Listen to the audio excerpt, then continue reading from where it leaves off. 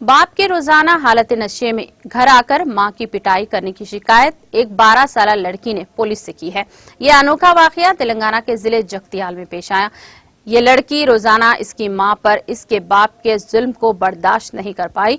इसकी शिकायत की जगतियाल टाउन पुलिस स्टेशन की खातून सब इंस्पेक्टर पगौर समात की और फिर इस लड़की के साथ इसके घर दीगर मुलाजिमीन पुलिस के साथ जाकर इसके बाप की काउंसलिंग करते हुए हालत नशे में घर आकर जुल्म करने के खिलाफ इंतबा दिया और कहा कि अगर वो ऐसा करेगा तो इसके खिलाफ मामला दर्ज किया जाएगा और इसके मुताबिक कार्रवाई की जाएगी। खातून सब इंस्पेक्टर की इस मदद पर लड़की ने इससे इजहार तशक्कुर किया। मुकामी अफराद ने इस लड़की की इस जुर्रत पर इसकी काफी सताइश की।